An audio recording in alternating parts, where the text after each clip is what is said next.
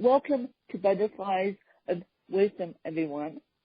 This morning, I have the fabulous Jill with me, and Jill is the CEO and founder of Founding Moms. And we're not only going to talk about that, we're going to talk about primarily women in entrepreneurship and podcasting, because she just told me, oh, by the way, I have a podcast too. So she knows the deal of this. And so without further ado, I'm going to let Jill take it away. Hello, how are you? I am fine. And would you please explain to my listeners why you went into the space you did of building Founding Moms, and let's just talk about women entrepreneurship. Yeah, absolutely. I usually like to explain that I got into the space by accident, not because all good stories come from accidents, but I was running two completely unrelated businesses to what I do now. I was in the music industry for a long time, and then I sold baby jewelry because that makes sense. And I was running two businesses at the same time, very unrelated to one another. And I was pregnant with my second kiddo. And I was wondering, how do women do it? This seems crazy. How do women run businesses, raise families? I'm going crazy. I'm sure other people are. So perhaps someone will meet with me and have a cup of coffee with me and tell me how they're doing it so I can learn from them. That was pretty much the crux of why I got into the space, because I went to meetup.com. I searched and searched, couldn't find a group that met up on this topic, and I ended up creating a meetup of my own and saying, hey, if anybody has a business and a baby, will you come have a cup of coffee with me? And at the first meeting, when about 15 women showed up in this little village outside of Chicago, I was blown away. I think everybody in the room was blown away. And we all agreed, let's meet up every month and let's do this. Let's talk with each other and figure out how to make this less crazy. And so we decided to meet up once a month. And the moment 6 months in that a woman came up to me and said, could you open up another chapter in Chicago proper? Because I hate driving all the way to this little village. And the funny part is the village is 4 miles from downtown Chicago, so it wasn't even that far.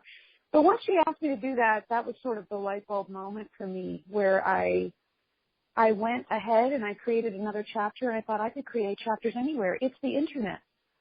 So I did, and that was 6-ish years ago, and we're now in 62 cities around the world. We are over 10,000 mom entrepreneurs meeting up every month to learn from business experts about how to build a better business. We just launched an online portal filled with resources for mom entrepreneurs. So I happened upon this whole thing, and I absolutely love it now because women entrepreneurs are so special to me.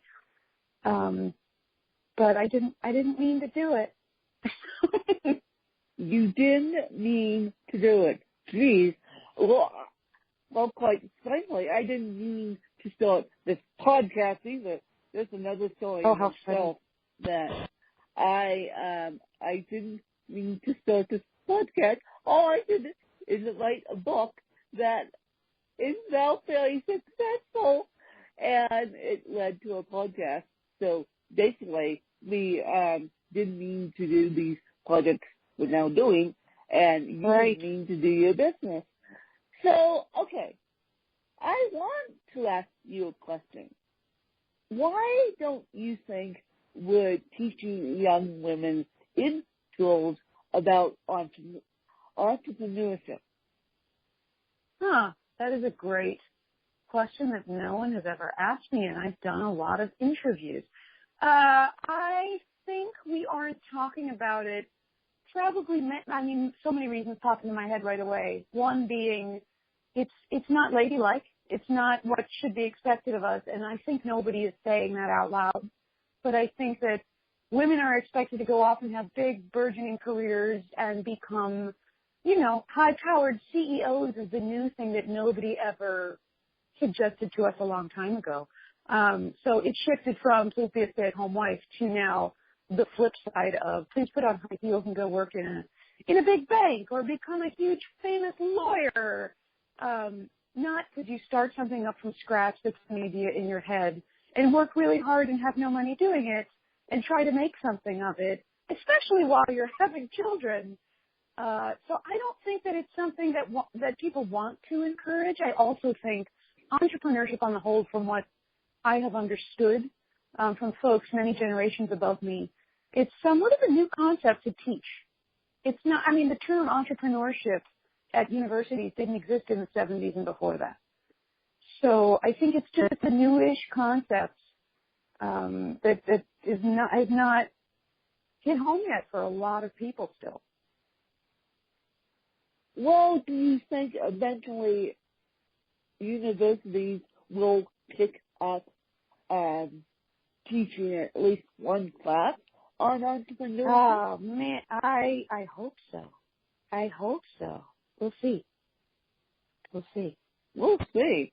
Maybe if someone's listening out there who is teaching in a university, they could go to their dean and say, look, we need to keep up with the times here, and we need to teach these college kids how to do not only business banking, but what it takes to run entrepreneur. That's higher. Yeah, it's tough. I mean, it's tough, and I can see already how hard it is to teach because it's so personalized and so different for everybody. That it's also not, here's a path to become a lawyer, study these 20 things, and then work in the office. It's sort of not a cookie cutter situation. Each company is so different. No, it's not a cookie cutter situation. And so I was just wondering where you are. Now, I'm going to ask you, what has been your biggest entrepreneurial success? I want to say that every single time you ask me a question, Lynn, I have so many answers for you. I mean, the biggest success is always every single time I walk into one of my meetings, which we call Founding Moms Exchanges, in any of the cities where we meet up, and two women have connected and they've decided to work together. For me, that's the bar. That makes me beyond ecstatic that I could have created a relationship that really I have nothing to do with in the end, but, you know, that was sparked by this idea I had in my head. And here they are going off and not only having success with one another in the way of feeling emotionally supported or, they're making money together. And there could be nothing better in my book than creating that opportunity for them or the forum for them. So I don't really think my bar, I could tell you it's when we had our big conference or the day that Forbes decided that I was one in 50 women in tech to watch, which is so freaking cool. I think it's not marked by any media or money for me. It's really just the connections. I can't get enough of them. So I hope to keep making them. Yeah. Yes, I do too. And congratulations on your film feature, by the way. And I want to say the same to you. Same to you. That is so cool that Forbes said, look, Jill is one of the coolest people on the planet, and she shouldn't be lost. I wish they said it that way. You wish they said it that way. No, they didn't. They said it more politically correct. I know that. But, so what's your next big thing with Founding Moms? Can you tell my listeners I can tell you, yes. The next big thing is already underway and is already able to be seen. But for a good 5+ years, we were only Founding Moms Exchanges. We were only meeting up in cities around the world. We're now in 12 countries. Everybody's meeting us offline, face-to-face, which is my favorite thing in the world still to this day. But about a year ago, we launched this online community called the Founding Moms Community. I call it the FMC, where it just began as a way to hold people between meetings since they're a month apart. Where can I go and keep talking to fellow members about questions I have?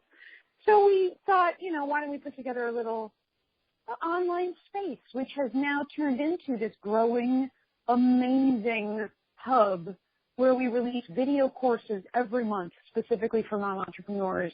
They come with amazing workbooks if you only learn by writing or reading. It's filled with a forum that's full of amazing questions in real time from all of our members asking each other for help. It has a directory in there so these women can go and, hey, I want to hire a mom entrepreneur for my business. You can go and search our directory and find her. I mean, we just literally, I'm so excited about it because we keep adding more and more things to it because, again, thanks to the internet, it's not that hard to do these days. So it's fun, and it's really neat, and it's a nice way to connect with all of these women in Australia and Mexico and California and Texas and places where I can't be, if you're not in Chicago. Yes. And I was going to say, I read an article, what was it, about a month ago, saying that you should hire a mom in your business because moms not only have that work ethic, you give them a project, they're like the disabled. You give us a project, we get it done. And so absolutely, they also have that compassion towards the human race. They also need that stimulation when they're weak to get out of the house and just have adult conversations. I mean, I work with kids. I am, as of this recording, you guys, I'm actually making a job pivot in my own job, and I'm actually a retired preschool teacher because teaching preschool after 11 years almost drove me up the wall. So let's put it that way. So, and Jill's laughing at me because she probably agrees with me. So I was reading this article about you should put a mom in your company because moms are humans too. Let's face facts there, and they need the adult conversation. You give them a project, they do it. And so that's why I find that it's so cool that you started Founding Moms, because now you're reaching out to moms and making an impact on them. I need you to become my spokesperson, first of all, because you said it better than I usually do. But I mean, I agree 100% with all of that. And the thing I like to tell audiences when I speak to them is that I think the worldwide assumption still is that once you give birth to a baby, the brain comes out with the baby. And that's just not the case. And we all would love to do things and are usually more organized. We're usually more focused because there are little creatures that are pulling us away at all times. So we learn how to become really, really good at focusing when we have time to focus and juggling things and, as you said, compassion to other people. So I think we're awesome. Thank you for tooting our horns. Well, you're welcome. You're welcome. I mean, for the longest time, I lived with an asthmatic and a stay-at-home mom at that. She gave up her career as a solo entrepreneur for me. And so not because of my disability, but yet she wanted to spend time with me. But I think that moms don't get enough credit, and I don't think dads get enough credit either. Geez, the dads that here, I agree with you. Back there, and now I have one in my own life who plays dad plus mom, and I don't think dads get enough credit either. So there's my little PSA there. And so do you ever think about starting a founding dad? You know what's funny? Well, that's how we came up with the name. Is it sort of a play on the founding fathers? I did at the beginning when there were men who wanted to attend our meetings. And I said, one day we're going to get to that. We're going to get to that. I can see so much in our future to still build for founding moms that perhaps I need 20 years. And then perhaps I'll be building something for them. Yeah. Okay. So it's coming, but right now we'll focus on founding moms. Now, exactly. Let's get this right first. Let's get this right first. Let's fix back here. I want to ask you this. You told me before we got on this call that you have a podcast ability. Yes. And I'm going to ask you this. What is your podcast about, number one? And if you have an interview-based show, what has been your favorite interview you have done? Ooh. So the podcast that I have, and I'm sorry I kept it a secret from you and sprung it on you today, it's called the Breaking Down Your Business podcast. So I teamed up with a wonderful, wonderful business consultant who in my eyes is kind of a genius. And the two of us decided we were looking for a podcast to highlight not businesses, not, hey, here are the top tips of the day for you to do in your business, but to highlight the vulnerability and all of the crap that no one talks about in small business. So instead of bringing folks on and doing a traditional interview about their business and how much they're making, because there are plenty of podcasts for that in the business world, we bring guests on and we ask them our very famous question, which is, what's your problem? And we then spend a little time answering it, or rather figuring it out with them, for them.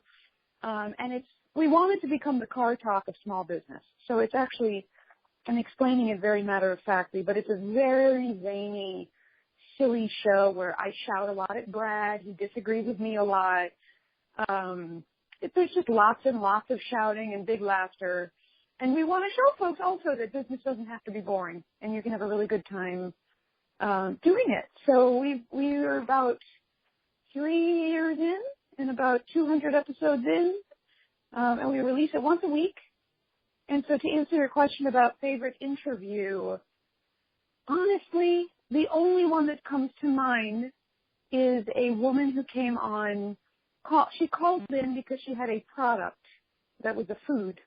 And she hired a company to send, those people who go to grocery stores and let you sample stuff at tables?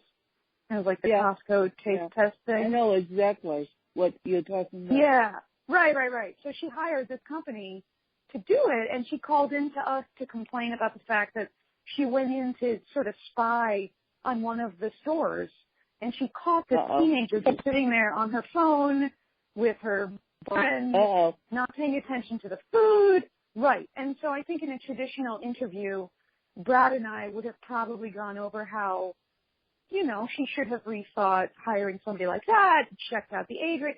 But we skipped that, and I, in a very, very joking fashion, said to her, well, you could use that as a gimmick. Wait till Valentine's Day, hire a lot of people to go to these stores with their boyfriends and make out, and then tell people, it's so good, this food, that I had to make out with my boyfriend.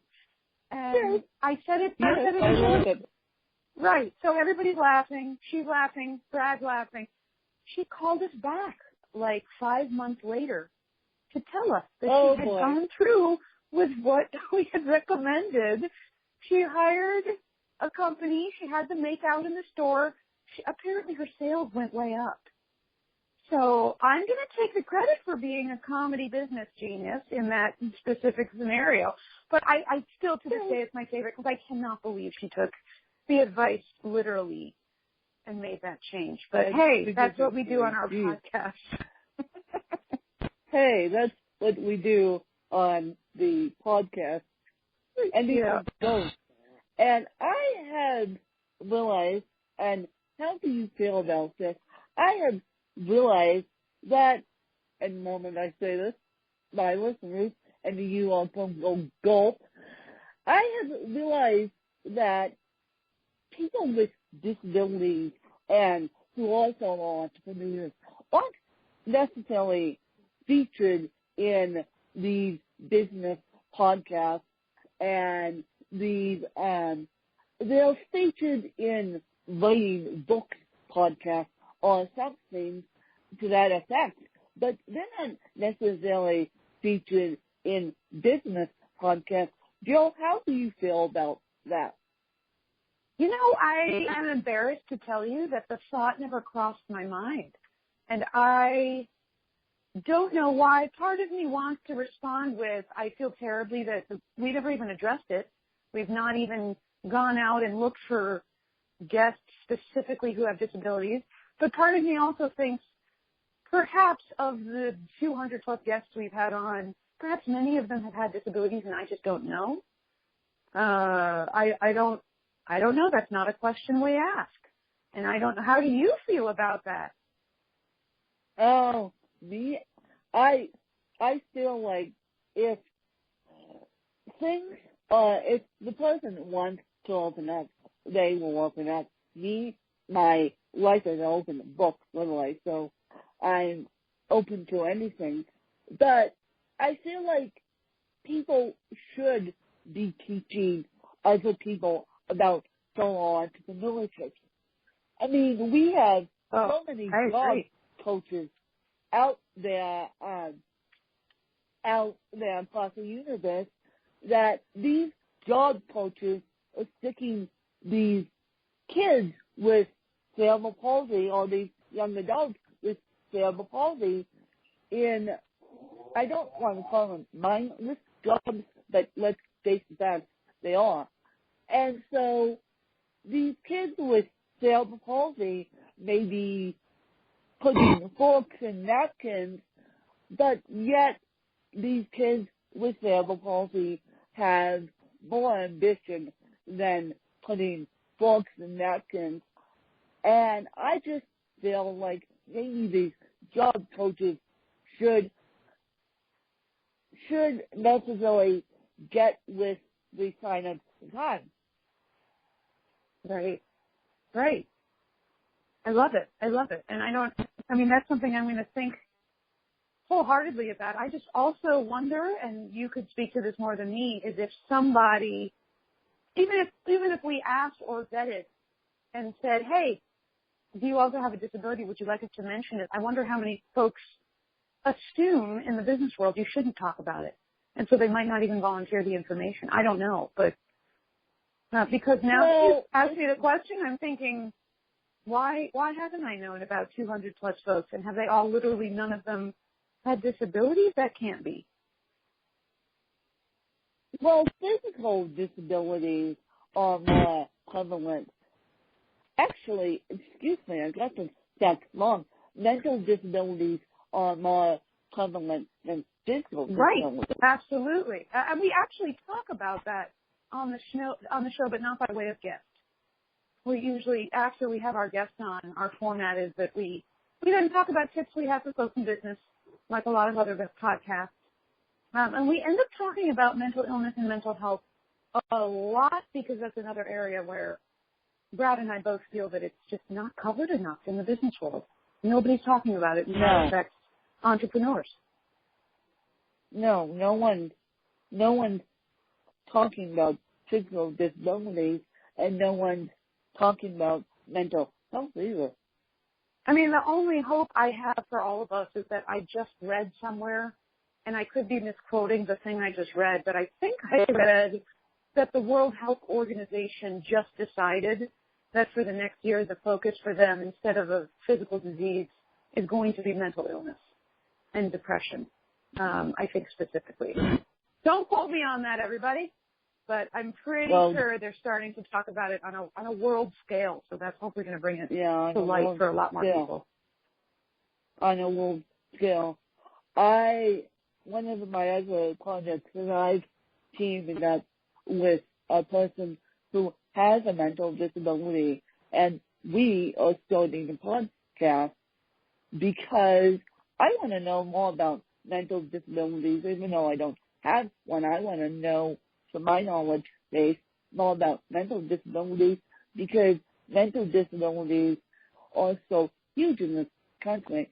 And what you're doing is keeping mental disabilities away from moms because, quite frankly, and no one ever admits that, being a solo entrepreneur could be so lonely that it could turn into depression. Oh, I mean, so many things, and even particularly if we're talking about the mom part of entrepreneurship, a lot of these women give birth and begin a long journey through some sort of obstacle, mentally, perhaps even physically, and you're just not supposed to talk about it because you're supposed to have a baby, lose all the weight, and look fabulous in a weekly magazine. You know? So I think there are lots of things that are covered up that hopefully we're helping with. And you know, I mean, part of me thinks we're never doing enough, but somebody like you is so inspiring that I want to say, I mean, in the middle of this interview, thank you for doing what you're doing, because it's so important. And if people hear that you're doing it alone, let alone listening, it makes a huge change. Huge change. Thank for you. Folks. And I started this project not only to teach people about disabilities, but solo entrepreneurship and how not glamorous it is to run a business with a disability. I mean, it's not glamorous in any way. And what you are doing is helping me spread my cause in ways that I never thought of. I mean, we're getting down to the unpretty pictures here during this interview. We're talking about disability and moms and postpartum depression. Let's not forget that one, and because that's a whole other mental disability in itself. Right. Yeah, absolutely. Absolutely. I mean, there's so much work in this area, and I think Brad and I are not really talking about physical disabilities, although after this conversation, perhaps we will. But I do think we cover mental illness quite frequently, but the drawback to the way that we cover it is that we are a very comedic, humorous sort of podcast, and so we sort of bring it up in a lighter fashion, and we don't talk about it seriously. And I'm now thinking maybe we're doing somewhat of a disservice, but who knows? Who knows? I guess as long as we're talking about it, right? As long as we're bringing awareness to it, I don't care what the comments release is, and you don't have to be serious on these podcasts. I mean, we have all these independent podcasters that do amazing interviews. I'm sorry, say that again. I didn't hear that last bit. You cut out. We have all these amazing podcasters in this podcasting space that do amazing interviews. So we can either do it in comic relief style or serious style about business. True. Very true. Okay, I will stop feeling so badly. Okay. Oh, yeah. Stop feeling so badly. You're doing wonderful. And now, where can people find you, and how can people get connected with you? Because I'm sure moms will be listening to this on their drives on Monday morning, and they're like, "When you probably spend my week by talking to Jill," because I know it's hard when you walk into the office and you have kids, when you have to go to school plays, and mommy can't always make it if she has a 9-to-5 job. I have experienced that. Trust me, as a teacher, it's not fun. It's not fun. I don't know how you did it. I don't know how you did it. When the child begins to cry, and they because their parent didn't show up in their class, and they promised the child that they would. So, Jill, you're doing a wonderful thing to save all these I appreciate moms it. Thank you. there. Yeah, if anybody, I would love for anybody to find us. It's super easy. Sadly, I've saturated the internet. So you can just look up my name, Jill Salzman, but we're the website is foundingmoms.com. So very, very easy to find. We're always looking for hosts to open up our Founding Moms exchanges in their city. So I encourage anybody to reach out to me. I'm all over social media. I'm very easy to find. My mother's not happy about that, but I'm very easy to find. Oh, that's okay. That's okay. My mom would probably not be happy, though, that I started this podcast. I'm like, how funny. What the heck? I lost my mom in 2010, and she hated that I was on Facebook. Oh, I'm so sorry about that. Well, that's okay. The next step is for me to take something that she was trying to do without the internet and just do it on a bigger scale. Right. Yeah. Which is raise awareness about cerebral palsy and raise awareness about being a stay-at-home mom, too. I mean, someone asked me the other day, do you have a cerebral palsy support group? And I'm like, if I wasn't a big city, I would, but out there, no. Right. There's no way. So before I let you go, I want to let you turn the mic on me and ask me two questions. I love it because I've been dying to ask you, as somebody who's hosting a podcast now, I also want to take back to you the same question you asked me. I'm going to take that back. What is your favorite thing about podcasting? Not favorite interview, which is what I was going to throw back at you, but what is your favorite thing about podcasting, and where do you hope that your podcast goes?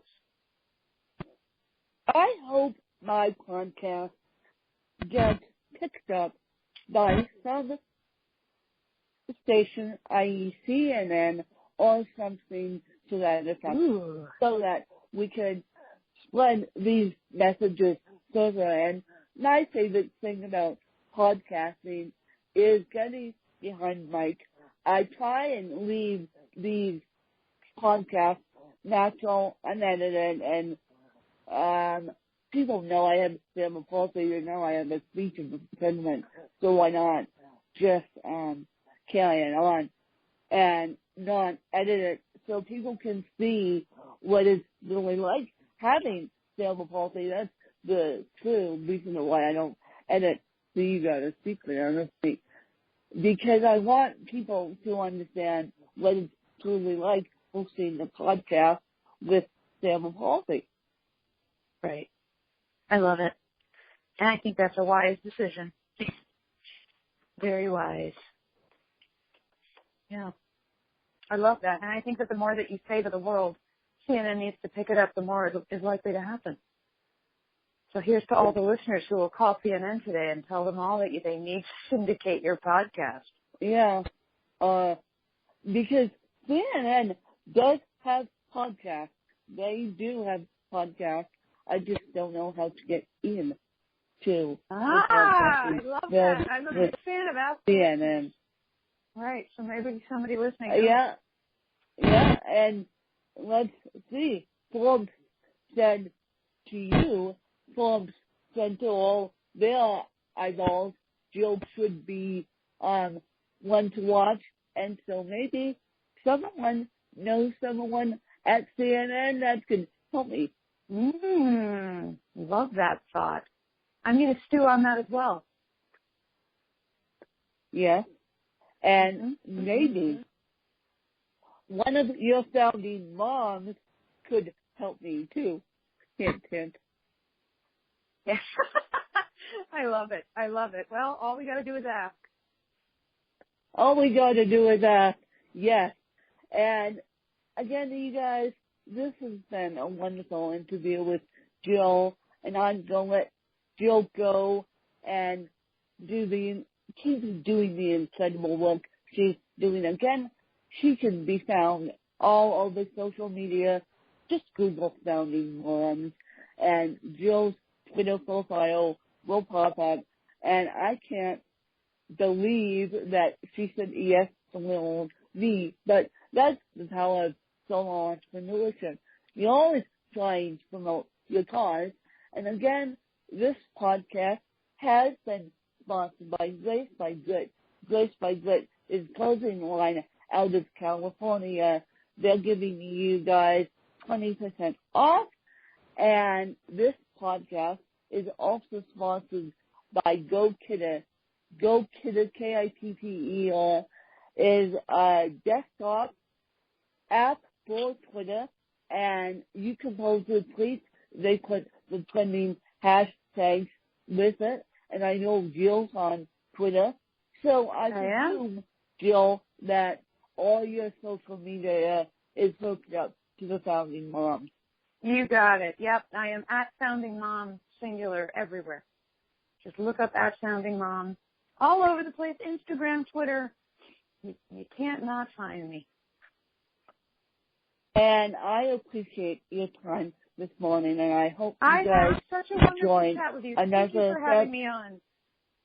Well, you're welcome, and I hope my listeners enjoyed another fabulous episode with Jill and I, not only talking about women entrepreneurship, but talking about solo entrepreneurship and talking about disabilities at that.